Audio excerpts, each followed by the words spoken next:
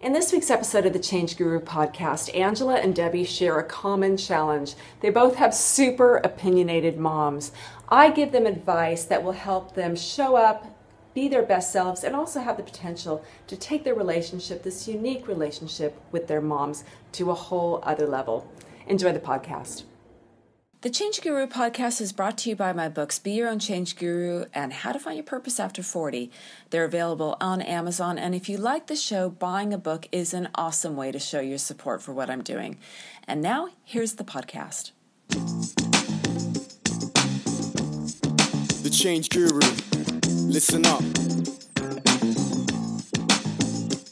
You are the guru of your own midlife change. Gotta take it and own it. Don't be restricted by age. What's the number anyway? Live your dreams, don't hesitate. You're the change guru. You're the change guru. This is the time to step up, make your dreams come true. Whatever the change, it all starts with you. Whether it's life's purpose, relationships or career. Whatever the change, it's time to get what you want, what you really, really want. Make a change in midlife and still look really hot. Listen here, don't have fear. You're the master of your fate. You're the woman of the year. I mean it. Change your life forever. I mean it. It's not too late, no never. I said I mean it. Change your life forever. I mean it. It's not too late, no never, ever. Yeah. The Change Guru. All starts with you. G'day, welcome to the Change Guru podcast, episode number 37. It's Susan Paget here. Hey, how are you doing? Thank you so much for coming and sitting and letting me have a little piece of your moment wherever you are. Maybe you're at the gym, maybe you're shopping, maybe you're walking around, maybe you're cleaning up, maybe you're working, doing a little bit of multitasking. Wherever you are, thank you so much for letting me share this time with you. Before we get to today's podcast, I just want to remind you some ways that you can support what I'm doing. Come on over to my YouTube channel at Susan Paget TV and subscribe. I do videos every single week. This week I share an app that is totally applicable to what you're doing right now, listening to podcasts. And I'm going to guess that if you're listening to my podcast, you probably are listening to it via a player in your smartphone. If you're not, look at this week's video because I explain exactly how to download a podcast app onto your phone. It really completely changed my life being able to do that. So the links to that video, if you can't find it on Susan Paget TV, are in the show notes for this episode. What else can I tell you? Come on over to Facebook at thechangeguru.net. I'm making a new website. It's a bit crazy in there. You got to wear a hard hat. If you're going to come to my website, you must wear a hard hat and high visibility protective gear. But it's coming along slowly but surely. It's going to be a much nicer experience. And again, that's at thechangeguru.net. And while you're there, you'll probably see some type of little form that you can fill out to join my newsletter. It comes out every week or two, and it just is full of inspirational tips, ideas, stories from my life, and just is another way to connect with me and to get support for wherever you're going in your life, straight from me. All right, let's talk about today's topic, and that's how to deal with opinionated moms. And this is a good one. I'm recording this just a day before Mother's Day weekend. And so the concept about moms is really on my mind right now, but it's also on the mind of some of you out there. I've gotten a lot of emails lately that don't necessarily focus around mothers, but they mention their moms. So a couple stood out. One was from Debbie, whose mother, Debbie's interested in dating a guy who's 10 years younger than her, and her mother is against it, has pretty much put the complete kibosh on it. And then I got another email from Angela, who wants to do the gray hair thing. In fact, she's tried like 3 times, but she has a very, very domineering mother who is completely dead set against the whole gray hair experience. I think Angie mentioned she gave them all like hair dye at a certain age, so they would never ever have gray hair. Mom is the real center of attention in the family and does not want anyone that she's given birth to show any signs of aging. So those 2 notes stood out for me, and every now and then someone else will mention their mom. And the ranges of relationships between the mothers and daughters that I encounter through my work on the Change Guru, it runs the gamut from women that seem like they have the most awesome, epic relationship with their moms to those who it's very, very dysfunctional. It's loaded with it's fractured and it's stressful and it's tough. And so it really runs it. And in the emails that I got, I just thought that was a cool thread of how much, what do we do when our moms are really opinionated to us is when we're, clearly adults? How do we deal with that? And I did some research. It's very interesting. First of all, I think it's really important for us to step back with our mothers. And even if your mom isn't around anymore, it's fascinating when you look at the generations, how different we are to this time in our lives where you have so many choices and are able to do so many different things and think in so many ways and have so many resources, and contrasting that with what our mothers had during this time in our lives. It's huge. It's so vast, it's not even funny. Number one, let's go for the obvious things.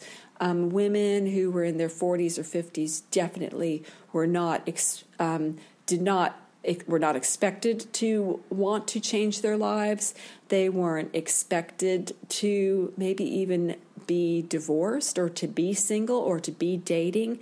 They weren't expected to care about how they look or feel. It was really, it was kind of sort of over for them. And you must have, if your mom was not this way, she was a real go-getter and she's a very modern woman, who could really hold her own in today's society, she was ahead of the curve. Most of the women, most of our mothers in this generation had no choice but to be a stay-at-home mom, had no choice but to listen to what their husband said, had no choice but to hold back on their dreams and the things that we want to do. And a lot of the things, when you think about it, a lot of things that we want to do right now in our lives weren't even invented or available when, during the time that our moms were in their 40s or 50s. So these are massive generational shifts. And I think that it's really, really important to know how different we are. Just because we are family and we would share a lot of the same characteristics, it doesn't necessarily mean that we are have the same values, have the same ways of looking at the world. And this is the first thing you must do when you are trying to kind of look at your relationship with your mom, especially if there's challenges there. There's been a couple studies about the differences in the relationships between moms and women our age, the 40s and 50s or so, and they're quite poignant. And one study was that the recent, I can't remember where I found this one from. I'll have to find it. I'll put it on the show notes. But when the mothers would look at the lives of their daughters now, whether they were high achievers or they had all these opportunities, it actually lowered the mother's sense of well-being. So I thought that was really kind of sad, like the success of their daughters or the choices or something. There was something about those things that rather than feeling proud of them, it just made the mothers feel insecure. Thought that was poignant. And then the second thing, which is kind of a little bit of a different thing, is when women right now who have so many choices and so many things, obviously we know we're exhausted, right? We're always doing so much stuff. And then our mothers will say to us, it'll come off as a criticism that, we shouldn't be doing something because we're so exhausted, or putting guilt trip on us because we're, why do you have to work so hard when you should just be, and just this really contrast between their turning a criticism of our lifestyle, just a real conflict of lifestyle. But the studies show that the women were really genuinely stressed out that their daughters were so exhausted. They weren't jealous. They weren't envious of the paychecks or any things. They were just really concerned that in the daughter's quest to do it all, they were just plain exhausted. And what happens is when the mother expresses concern, the daughter interprets it as a sign of criticism. So these two studies kind of highlighted to me the complexity between mothers and daughters, and also just that real cultural shift where our society has changed so much, and it's definitely impacting our relationships. And look, mother-daughter stuff has always happened, just as father-son stuff and father-daughter stuff. And these kind of relationship challenges have always happened, but right now, by virtue of where we are in society, they're happening even more intense, like at hyperspeed. So what do you do if you have this opinionated mom? Opinionated moms kind of fall into the category, and it definitely can range, but often, and the vibe that I get from these particular emails that I highlighted from Debbie and Ange was that their mothers they do have a good relationship with their mom, or their mom is a part of their life. That was the vibe that I got from it. But and perhaps that having an opinion on certain things might be taken. It was hard to tell whether it was something taken seriously or something that is just a constant, a person who gives their opinion all the time, and it's just rolls off their back. I think with opinions, what you need to ask, and it doesn't matter if it's your mother, your husband, your colleague, is to ask if a boundary has been crossed. And in the case of Angie, and especially Debbie, who wants to date the younger man whose mother was in the no way category, I think a boundary line has been crossed, because nobody, these are times where you have to respect a person's decision, and where different values are being imposed. So different values are being imposed by the mom who doesn't want their daughter to color, doesn't want her daughter to stop coloring her hair. Different values being imposed by a woman who feels that age is a deal breaker if it's not according to her standards. So I think you just really have to ask yourself, how good am I with boundaries? How influenced am I by what other people say to me? How much does other people's opinions affect what kind of choices and what I do in the world? And ultimately, are their choices, am I going to really regret having lived by their choices? So the first thing to do, obviously, is to get really, really super clear on your boundaries. And I think one massive cultural difference is that our mothers probably really let their mothers get in their business all the time. It was just kind of a normal thing. But now we know that's not healthy.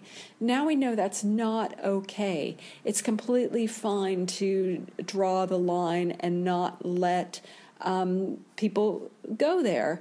And I guess the thing is that the clearer you can get on your boundaries, the more relaxed you can be about them. At first, it can feel really weird to say, I respect your opinion, but it's I'll make a decision on my own. Thank you very much. That kind of language can feel really difficult at first to say, but once you get really clear on it, it's easier and easier. And because I think that you put up such you can shoot things down before they can turn into a topic for debate, less and less boundaries get crossed. You attract people in your life that don't cross boundaries, that know not to go there. So with moms that are opinionated, I think that's the first thing to ask yourself. How are my boundaries?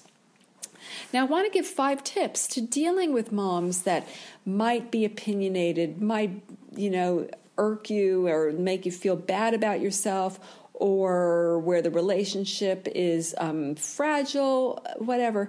Maybe on Mother's Day, maybe there's other times where it's important that you see your mom, important that you get together, but it's challenging. So I want to just give a few ideas that might put a whole new spin on this.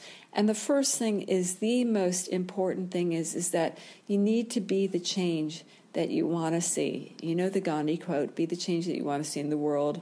And the reason is because we can't make other people change.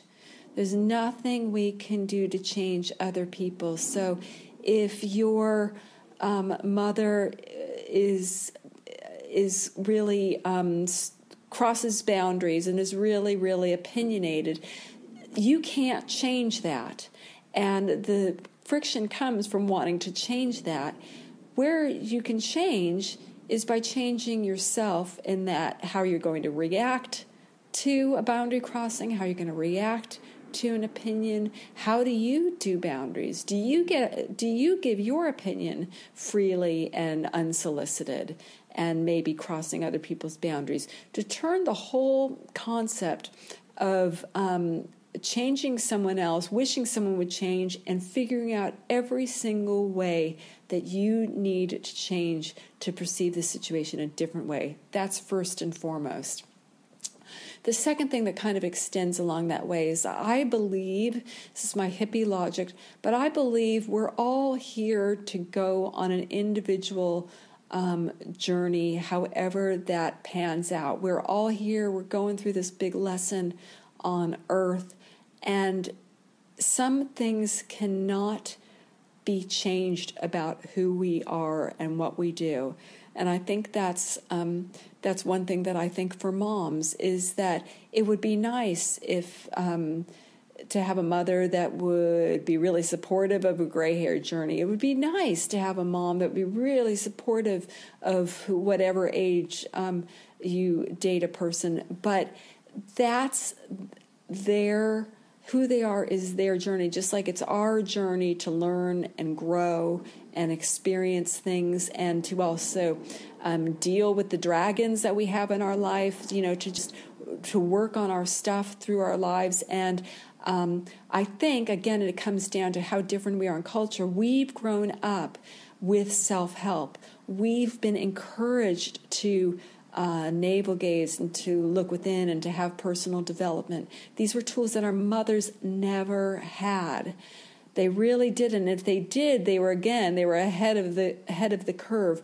And to even have the idea to be continuing learning is a privilege that was probably not instilled in our moms. So even if you wish your mom would change, even if you wish she would be a different person, she's going through her own journey. It's important that she goes through her own journey. And also, I think people also learn good qualities from each other. So if you're living your life in a really authentic, true to your own self way, I think that kind of thing really spreads, and it's the kind of thing that maybe a mother will be able to pick up on and use in her own way. But we're all on our own journeys.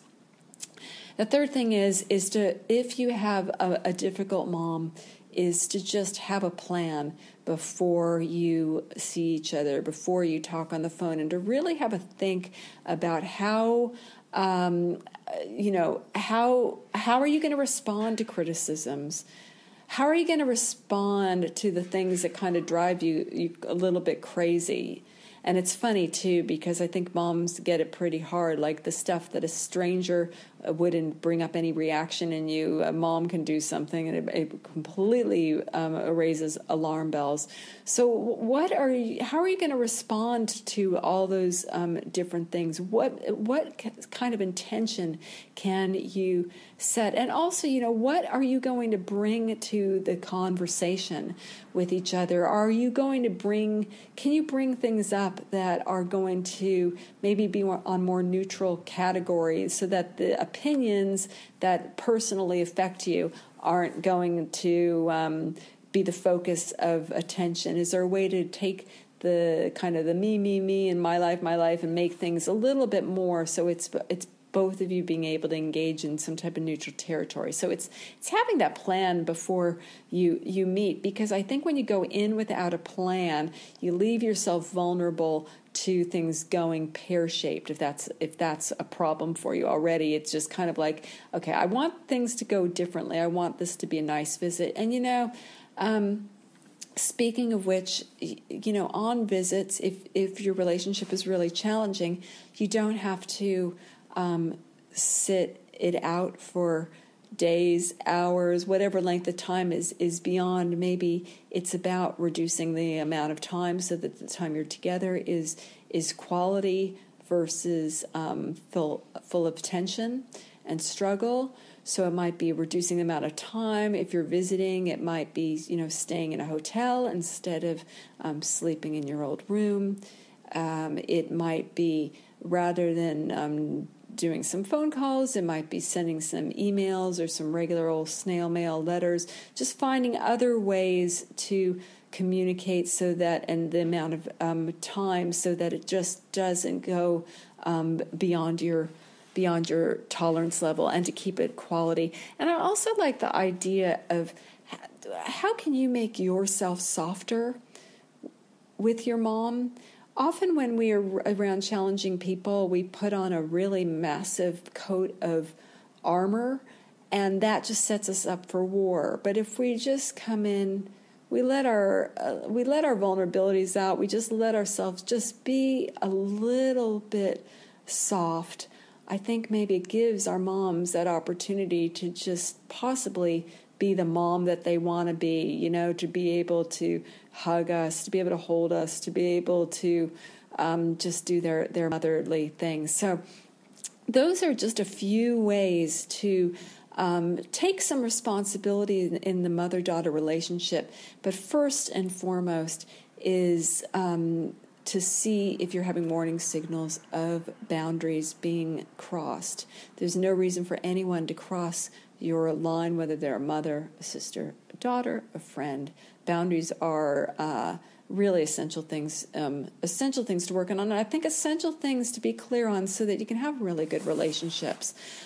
All right, so those are some of my tips. I think this is a little bit of a shorter podcast today, and what I'd like to do maybe is mix it up, is rather than when in a past podcast, I think I took 3 or 4 questions in the podcast, but I think when I do answers to questions now, I'll just do one at a time, and that might make podcast just a little bit shorter, just to mix it up for some of you who prefer a quick drop. All right, look, if you are spending Mother's Day with your mom, whether your mom's still around or she isn't, the relationship that we have with the people that brought us on this planet is a pretty holy one. And even if it's a symbolic holy one, it's okay to sit in and enjoy just the symbolism, even if the reality doesn't quite match that. We all have motherly gifts to give. We've all been given this gift to be here right now. So the mother-daughter bond is pretty extraordinary. And if there's ways to make it better, I highly, highly recommend that you explore that. All right, my friends, thank you so much for listening. I really appreciate it. Again, if you want to support the show, you can do me a favor by leaving a review over on iTunes. That helps me heaps. I really appreciate it. All right, until next time, thank you so much. Happy Mother's Day, and I'll talk to you soon.